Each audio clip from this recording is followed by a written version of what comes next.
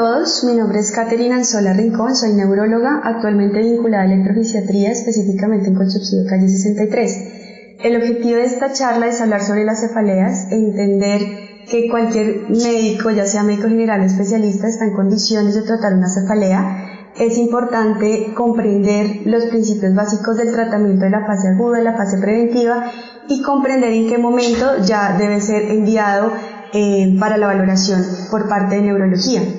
Como contenido de la charla, hablaremos de la parte de introducción, definición general, criterios diagnósticos, cefalea con signos de alarma, uso e indicación de neuroimagen, tratamiento de fase aguda, tratamiento preventivo, otras terapias y finalizaremos con conclusiones. De manera introductoria sabemos que al menos un 50% de la población en general ha sufrido dolor de cabeza durante el último año. La cefalea crónica diaria se presenta con una prevalencia poblacional de 2.6%, 1.1% para migraña crónica y 0.5% para cefalea tipo tensión crónica. En Latinoamérica se ha descrito una prevalencia de migraña crónica entre 5.12 y 7.76%. De hecho, en el país, según el Ministerio de Salud, se calcula que 1 de cada 10 colombianos sufre de migraña actualmente. Por ende, sabemos que la cefalea es un síntoma muy común, es el síntoma más común que evaluamos nosotros en neurología en las consultas, es un síntoma cardinal de muchas enfermedades, por ende es fundamental descartar causas secundarias y, por supuesto, el manejo integral e individualizado es supremamente importante. Para poder continuar tenemos que tener en cuenta o conocer cuáles son los criterios de clasificación. Aquí es importante subrayar la temporalidad. Esto nos permite saber qué pacientes son aptos para terapia preventiva o cuáles no. Ya lo hablaremos posteriormente, pero en esencia se divide en temporalidad de dos maneras: la episódica y la crónica. La episódica en baja frecuencia es de 4 a 7 días y alta de 8 a 14, y de la crónica se hablará posteriormente. Para hablar propiamente de los criterios de migraña con aura típica, sabemos que se necesitan 5 crisis que tengan uno o más de los siguientes, ya sean síntomas visuales, sensitivos, del habla o del lenguaje, motores, troncoencefálicos o retinianos, y al menos 3 de los siguientes, que tengan una propagación de al menos uno de los síntomas del aura durante 5 o más minutos, se suceden 2 o más síntomas de aura, cada síntoma tiene una duración de 5 a 60 minutos, debe tener un aura que sea unilateral, que sea positiva, y que el aura esté acompañado de o le suceda en los siguientes 60 minutos a una cefalea que por supuesto no esté atribuible a otro diagnóstico. Para hablar de migraña sin aura necesitamos 5 crisis que tengan una duración de 4 a 72 horas, que tenga al menos 2 de los siguientes, ya sea localización unilateral, que sea pulsátil, con una intensidad moderada a severa, que empeore con la actividad física, y al menos uno de los siguientes, ya sea náuseas y o vómitos, fotofobia y fonofobia, y que no se atribuya a otro tipo de diagnóstico. En la migraña crónica requerimos tener esa cefalea durante al menos 15 o más días, durante más de 3 meses, y que cumpla ya sea con criterios para migraña crónica, para migraña sin aura o para migraña con aura, y que no esté atribuido a otro diagnóstico asociado. Para la cefalea tensional crónica requerimos una cefalea que dure 15 o más días durante más de 3 meses, o mayor o igual a 180 días, que tenga una duración de horas a días o incluso sin remisión, que tenga 2 de las siguientes características: este puede ser bilateral, opresiva o tensiva, que tenga una intensidad de leve a moderada, que no empeore con actividad física, y que tenga, digamos que 2 de las siguientes características: que pueda asociarse fotofobia, fonofobia, náuseas leve, no deben ser náuseas moderadas o intensas, ni tampoco episodios eméticos, y que no se atribuya a otro tipo de diagnóstico. Ya conociendo entonces la clasificación de algunas de esas cefaleas primarias o las cefaleas primarias más comunes, cuando ya se sale de esas características de una cefalea primaria, debemos pensar en unas cefaleas secundarias. Es aquí donde necesitamos valoración por neurología, puesto que son muchos, digamos que las causas de esa cefalea secundaria. Sabemos que puede ser cefalea por traumatismo craneal y o cervical, por trastorno vascular craneal y o cervical, por trastorno intracraneal no vascular, por administración o supresión de alguna sustancia, por infecciones, por trastornos en la miostasis, por dolor facial, craneal, en cuello, en ojos, oídos, y también por trastornos psiquiátricos, que es bastante común en nuestra población. Para esto tenemos que tener como base, digamos que ciertas características en los pacientes que nos llevan a pensar en una cefalea secundaria. Para esto nos sirve mucho el acrónimo SNOP-10, que básicamente nos va a ayudar, o pues va a ser muy útil para recordarnos ciertas señales y evitar que estas señales pasen inadvertidas. Entonces hablamos de pacientes que tienen síntomas sistémicos como fiebre, pérdida de peso, historia de neoplasia, pacientes que tienen focalización neurológica. Esos pacientes que inician con una cefalea de alta intensidad en el primer minuto también debe descartarse otras causas. Pacientes que inician con su cefalea después de los 51 años, que tienen un cambio en su patrón de cefalea de base, que cambian con la posición, también es importante descartar otras causas, que se exacerban con la valsalva, que tiene asociación a papiledema, con presentaciones o progresión atípica, pacientes que están, digamos que tienen ese inicio de cefalea asociado a la gestación o al puerperio. Cuando hay compromiso autonómico es importante también descartar otras causas, cuando está asociado a algún evento postraumático. En esos pacientes que están con inmunosupresión, por ejemplo los pacientes con VIH, donde es fundamental descartar infecciones oportunistas, y en general esos pacientes que tienen asociación con medicamentos, como ya lo había dicho. En estos casos especialmente sí se recomienda una neuroimagen. De hecho, si el paciente cumple con los criterios para una cefalea primaria, no habría necesidad de tomar neuroimagen. Sin embargo, cuando ya pensamos en una cefalea secundaria, sí es prudente. Acá sabemos que la TAC de cráneo pues tiene un papel muy limitado en la evaluación del dolor de cabeza por causas secundarias. La TAC, sin contraste, pues es útil para excluir sospecha de hemorragia subaracnoidea, hematomas, hemorragias intraparenquimatosas, y para aquellos pacientes en los que se sospechan fracturas de cráneo es útil. Sin embargo, para la mayoría de las causas secundarias sabemos que la resonancia magnética pues es la técnica más eficaz. Sabemos que este tipo de imágenes nos van a ayudar a evaluar causas vasculares o no vasculares. Dentro de las vasculares, por supuesto, es el stroke, tenemos la hemorragia subaracnoidea, tenemos las causas arteriales, la disección. Aquí también sirve mucho la angiotac de vasos de cuello con contraste, pero también es muy útil para descartar también trombosis de senos venosos, esos pacientes en los que sospechamos síndrome de vasoconstricción cerebral reversible, y por supuesto las causas no vasculares, que también deben ser evaluadas por neurología. Para hablar del tratamiento, en la medida de lo posible hay que evitar la polifarmacia. Entonces, si es posible indicar un tratamiento no farmacológico, sería lo ideal. En estos casos debería sugerirse al paciente estar en un lugar tranquilo, en un lugar más oscuro, hidratarse, usar cosas frías, también usar cremas que usan alcanfor, lidocaína. Entonces realmente hay pacientes que les sirve muchísimo, u otros pacientes que tienen asociación con ansiedad, que es bastante frecuente. Podemos hablarles un poco sobre la respiración, técnicas de meditación. Y finalmente, cuando no es suficiente y debemos tratarlos con un manejo agudo o preventivo, pues tenemos que tener en cuenta varias cosas. Saber que es fundamental tener una estrategia implementada para cada paciente con migraña. No todos los pacientes son iguales. Hay numerosos tipos de terapias disponibles. Sabemos que los triptanos son y siguen siendo el tratamiento para la migraña aguda prescrito con más frecuencia. De hecho, hay estudios que han demostrado que se prescribe en aproximadamente el 33% de las personas atendidas por migraña. Hay, digamos que ciertos también errores en prescripciones, que a muchos pacientes todavía se les recetan opioides, barbitúricos para controlar los ataques de migraña, que pueden provocar dependencia y aumento de la frecuencia de las migrañas. También vemos con mucha frecuencia en la práctica, y es que se formula muchos medicamentos que tienen compuestos que contienen tramadol y que realmente no tienen ningún tipo de eficacia.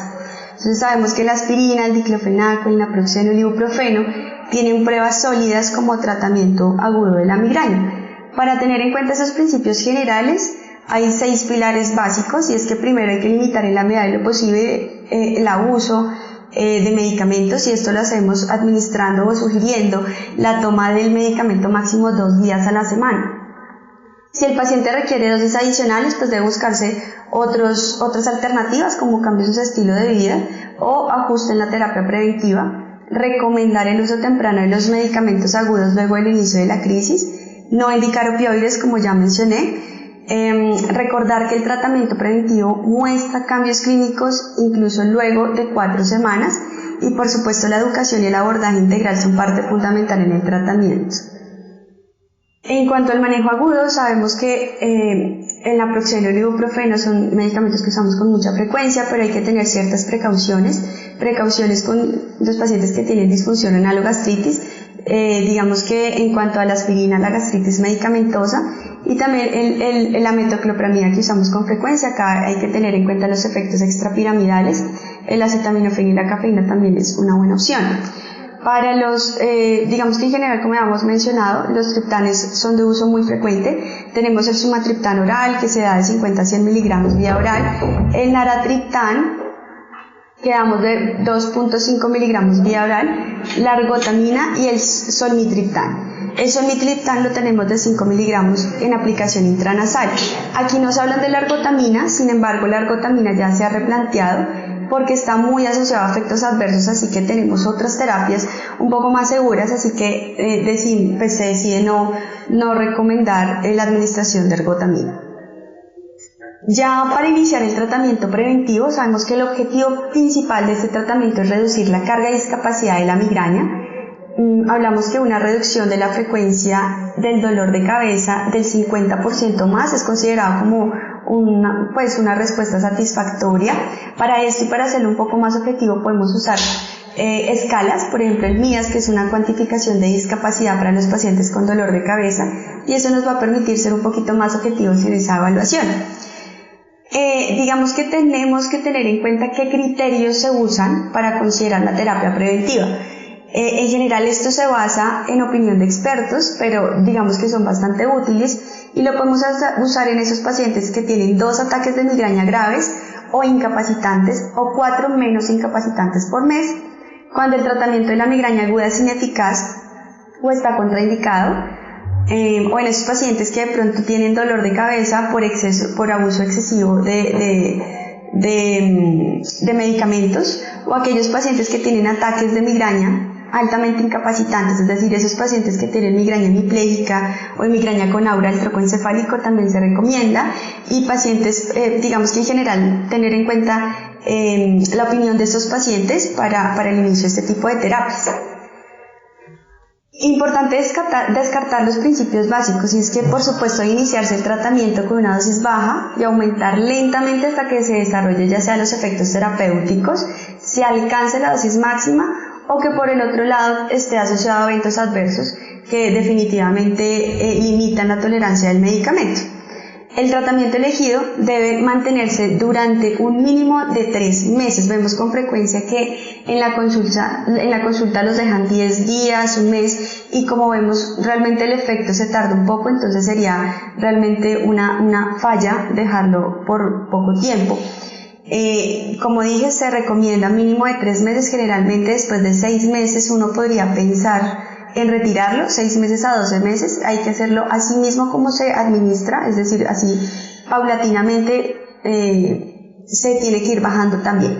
Entonces, de hecho, hay estudios que comparan la duración del tratamiento con propranolol y se encontró que una mayor duración del tratamiento antes de intentar la retirada de ese medicamento se asoció con un mayor riesgo de recurrencia. Entonces esto nos puede llevar a pensar o a sugerir que probablemente sea mejor continuar con la prevención si existen dudas sobre retirarlo o no. Por supuesto, es importante advertir a los pacientes que los tratamientos, como dije previamente, suelen tardar incluso hasta mes y medio, entonces explicar con claridad este tema. En mujeres en edad fértil, evitar aquellos fármacos que pueden ser teratogénicos, y digamos que por último y no menos importante, establecer expectativas realistas de mejora y explicar esos efectos adversos de los tratamientos. Dentro de los más frecuentes tenemos el propranolol, que lo usamos de 40 a 240, pero para la población colombiana no se sugiere más de 80 miligramos. Si se quisiera dejar más de 80, debería tomarse un electro para poder estar seguro de posibles eventos adversos. El topiramato lo damos de 50 a 200. Aquí sí es fundamental empezar con dosis bajas, empezamos con 25 miligramos y vamos ascendiendo de 25 por semana, lo podemos dar de 50 a 100 una o dos veces al día, pero realmente con 25 hay muchos pacientes que les va muy bien. El ácido valproico lo podemos dar de 500 a 2000, pero también hay pacientes que solo con 250 les va muy bien. Acá el Valcote tiene muy buena evidencia, de hecho mejor que el ácido valproico. La amitriptilina de 10 a 75 y la flunarizina de 5 a 10. Esta es bastante útil en esos pacientes que sí tienen síntomas vestibulares, entonces sí es importante tenerlo en cuenta. Hay que destacar los síntomas de base de los pacientes o las características de base de los pacientes para así considerar o descartar algún tipo de medicamento. Cuando tienen síntomas generales, podemos considerar el verapamilo, descartamos el valproato, el topiramato y la amitriptilina. Cuando tienen aumento de peso, podemos dar topiramato o venlafaxina y descartar el ácido valproico, la amitriptilina, que pueden aumentar un poco de peso. Cuando tienen fatiga o intolerancia al ejercicio, podemos dar topiramato o venlafaxina, evitamos beta bloqueadores o amitriptilina. Esos pacientes que tienen síntomas cognitivos, podemos dar verapamilo, memantina o venlafaxina y descartamos los anticrisis. Acá los anticrisis, específicamente el topiramato, que está muy asociado a esa parte cognitiva. Pacientes que tienen comorbilidades como por ejemplo nefrolitiasis, deberemos descartar topiramato. Si tienen hipotensión, evidentemente no pensar en antihipertensivos. Si tienen la posibilidad o el deseo de embarazo, podríamos contraindicar el ácido valproico, el topiramato debido al riesgo de teratogenicidad, y podemos indicar el propanolol y la amitriptilina, que son seguros. Cuando hay glaucoma podemos contraindicar el uso de topiramato y amitriptilina. Esos pacientes que tienen insomnio podemos considerar la amitriptilina y la melatonina. Cuando tienen ansiedad podemos considerar beta bloqueadores y evitar el topiramato. Cuando tienen depresión, venlafaxina es una opción y evitar los beta bloqueadores. Cuando están hipertensos podríamos pensar en algún antihipertensivo. Cuando tienen obesidad, como había dicho, el topiramato es una opción. Y cuando tienen una importante frecuencia de esa migraña con aura, podemos dar verapamilo, ácido valproico, topiramato. Y ya por último, por supuesto, pues ya tenemos las otras alternativas que deben ser manejadas por parte de neurología, pero vamos a hablar rápidamente de ellas. Sabemos que tenemos el bloqueo neuroneural y paracervical, donde hacemos unas infiltraciones que tienen como base lidocaína con o sin dexametasona. Y por último, la toxina botulínica, que la toxina botulínica tiene estos puntos de aplicación que ven en pantalla. Es básicamente un protocolo que se realiza, que es el protocolo PRIEM. Y por último, que son las terapias innovadoras, que son los anticuerpos monoclonales. El que más usualmente usamos es el galcanezumab, pero pues han venido aprobándose nuevas terapias en la actualidad. Y ya por último, las conclusiones. Sabemos que la cefalea tiene una alta prevalencia en la población, es altamente incapacitante, es importante destacar causas secundarias, debe ser evaluada de manera integral e individualizada y por supuesto ser claro con el paciente con respecto a sus expectativas es algo fundamental, ser consciente que esto afecta de manera importante la calidad de vida de los pacientes, entonces por ende es importante dar un excelente tratamiento en este tipo de patología. Muchas gracias.